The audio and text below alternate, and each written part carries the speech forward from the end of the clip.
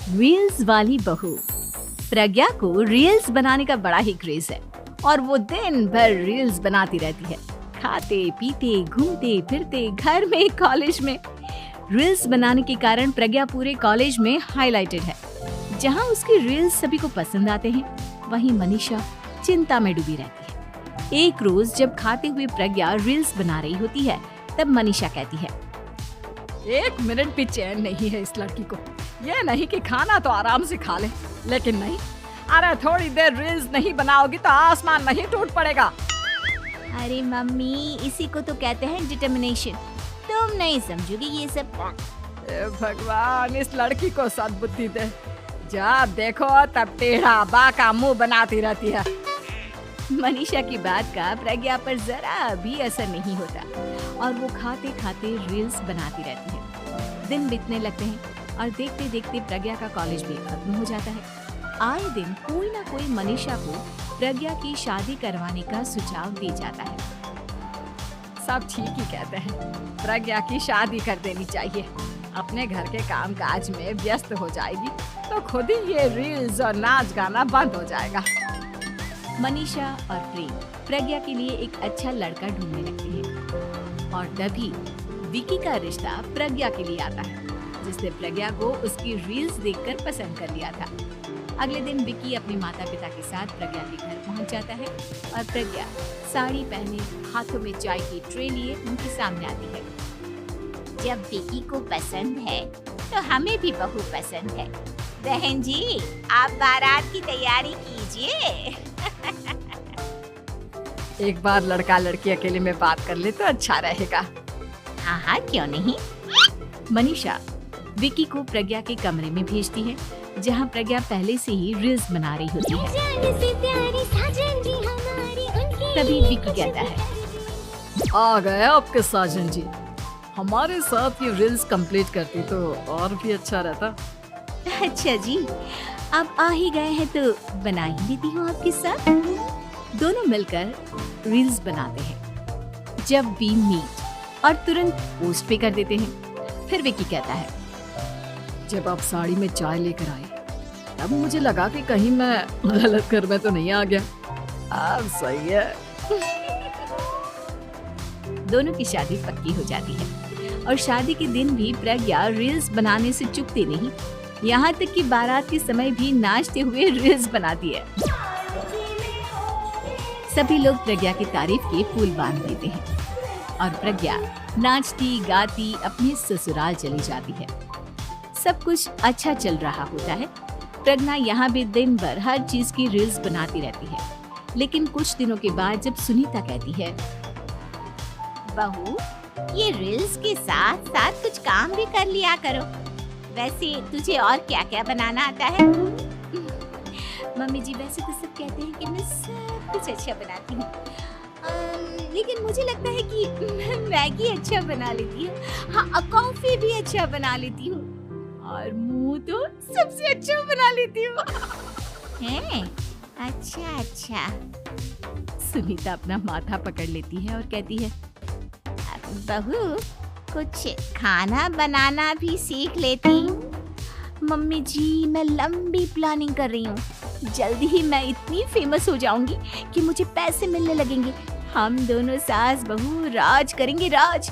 नौकर काम करेंगे और लोगों की तो लाइन लगेगी हमसे मिलने के लिए। तेरा दिमाग खराब हो गया है क्या बहू?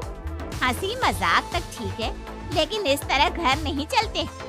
जितना जल्दी हो इस घर के तौर तरीकों को सीख लो। प्रज्ञा मुंह घुमाकर चली जाती है और तुरंत उसी वक्त एक रील बनाती है। ये देख सुनीता का गुस्सा 7वें आसमान पर चला जाता है और विकी के घर आती ही सुनीता उसे सब कुछ बताती है। विकी भी अब प्रज्ञा की इन हरकतों से परेशान हो जाता है। तुम टेंशन मत लो मम्मा, मैं देख लूंगा। विकी कमरे में जाता है तो देखता है कि प्रज्ञा रील्स बना रही है। विकी बड़े ही प्यार से प्रज्ञा से कहता है, प्रज्ञा, इन सब के लिए मैं तुम्हें मना नहीं कर रहा हूँ, लेकिन फिर भी हर वक्त तो ये अच्छा नहीं लगता ना। समझने की कोशिश करो, मुझे भी तुम्हारा थोड़ा वक्त चाहिए। मैं जब ऑफिस से आता हूँ तो मुझे समय देने की जगह इसी में लगी रहती।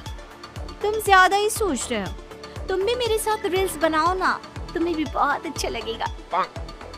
तुम्हें इज्जत से कोई बात समझ में नहीं आती क्या? दिमाग खराब हो गया है तुम्हारा इस चकाचौंध से। अगर तुमने अपना रवैया नहीं बदला तो मैं तुमसे दूर चला जाऊंगा।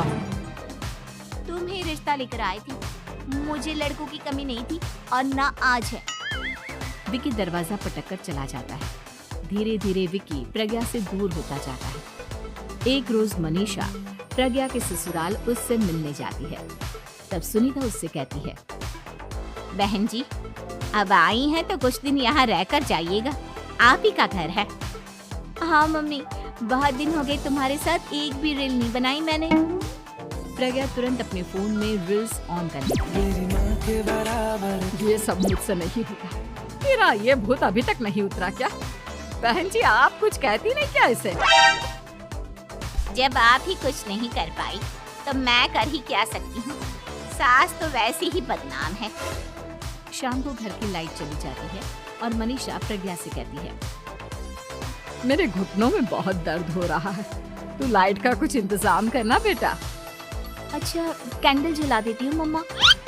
प्रज्ञा गाते हुए कैंडल जलाती है और खिड़की के पर्दे के पास रख देती है। मनीषा, जिसे बहुत दर्द हो रहा है, वो सो जाती है और प्रज्ञा हमेशा की तरह अपनी रील्स में लग जाती है।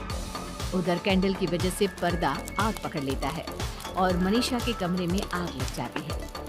बचाओ, कोई है, बचाओ। सभी भागते हैं और विकी कमरे की आग बुझाने में लग जाता है, लेकिन तब तक मनीषा आधी जल चुकी थी। मनीषा की हालत देख प्रज्ञा रोने लगती है। विकी मनीषा को तुरंत हॉस्पिटल ले जाता है और उसे एडमिट कराता है। विकी प्रज्ञा से कहता है, देख लिया ना, तुम्हारे इस नाच गाने की वजह से आज तुम्हारी माँ की जान जाते जाते रह गई। अब पता नहीं तुम और क्या चाहती हो। उधर डॉक्टर कहते हैं, इनकी हालत बहुत नाजुक है, आधे से ज्यादा जल चुकी है। प्रज्ञा रोती हुई मंदिर में जाती है और भगवान के आगे जाकर कहती है, भगवान, मेरी माँ को ठीक कर दो। मैं कसम खाती हूँ, हाथ से ये रील्स बनाना छोड़ दूंगी। बस मुझे मेरी माँ वापस मिल जाए। 2 दिन बीत जाते हैं और मनीषा खतरे से बाहर आ जाती है। पेशेंट अब ठीक है, आप लोग उनसे मिल सकते हो। सब कोई मनीषा से मिलता है और प्रज्ञा सबके सामने अपना फोन तोड़ देती है। मुझे माफ कर दो मम्मा, मैंने तुम लोगों की बातों को नजरअंदाज किया।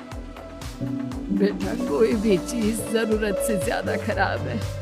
मैंने तुम्हें रील्स बनाने से कभी मना नहीं किया, लेकिन हर वक्त एक ही चीज तो सही नहीं है। मैं समझ गई हूँ मम्मा, आई एम सॉरी। प्रज्ञा उस दिन से रील्स बनाना छोड़ देती है और पूरी तरह से अपने घर में लग जाती है।